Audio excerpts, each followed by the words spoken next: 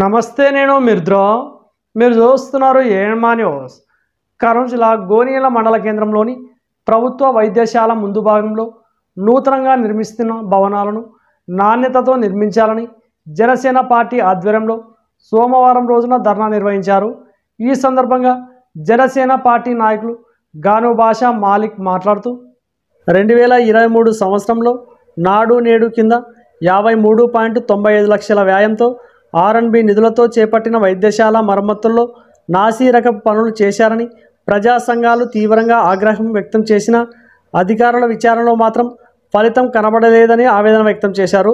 ప్రస్తుతం ప్రభుత్వ వైద్యశాల ముందు భాగంలో నూతన భవనాల నిర్మాణం కోసం R&B నిధులతో పనులు జరుగుతుండటంతో జనసేన పార్టీ కాంట్రాక్టులను అధికారులను కోరేది ఒకటేనని, ప్రజల ఉపయోగం కోసం నిర్మించే భవనాల్లో గతంలో జరిగిన తప్పిదాలు పునరావృతం కాకుండా అధికారుల పర్యవేక్షణలో నాణ్యత కలిగేలా నిర్మాణాలు చేపట్టాలని డిమాండ్ చేశారు.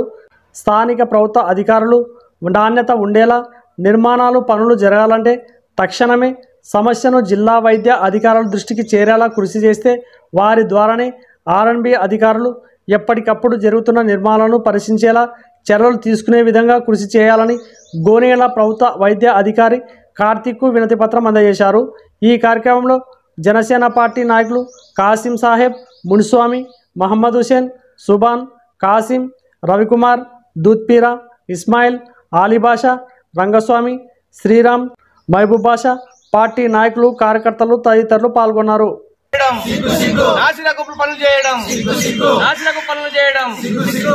మండల కేంద్రమైన గోనెగండ్ల ప్రభుత్వ వైద్యశాల గతంలో 30 పడకలు, ఇప్పుడు ప్రస్తుతం 6 పడకలు.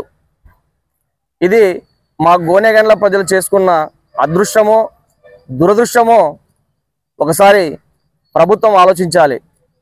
అదేవిధంగా ఆ బాధ తగ్గక ముందరే 2023 సంవత్సరంలో ఆ 6 పడక ప్రభుత్వ వైద్యశాలకు మరమ్మతులు చేసి బాగు చేయండి అని చెప్పి R&B ద్వారా 53,90,000 రూపాయలు నిధులు ఇక్కడ విడుదలైతే ఇక్కడ అరకొరగా నాసిరక పనులు జరిగాయని చెప్పి గత ప్రజా సంఘాల నుంచి తీవ్ర విమర్శలు వచ్చిన చర్యలు మాత్రం శూన్యం.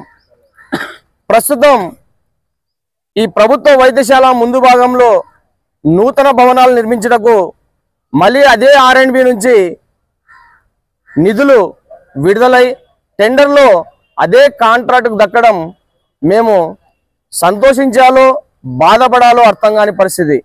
ఎందుకంటే ఇక్కడ జరుగుతున్న పనులను అధికారుల పర్యవేక్షణలో పనులు నాసిరకంగా జరుగుతున్నాయా, బాగున్నాయా లేదా అని చెప్పి ప్రజాధనం దుర్వినియోగం కాకుండా కాపాడిన వారు తొంగి కూడా చూడడం లేదు. మేము జనసేన పార్టీగా ఒకటే డిమాండ్ చేస్తున్నాం. మేము సమస్యలకు శత్రువులు అయితే అవుతామేమో కానీ మేము వ్యక్తులకు మాత్రం శత్రువులం కాదు. ఎందుకంటే మేము సమస్యల మీద నిరంతరం పోరాడుతున్నాం.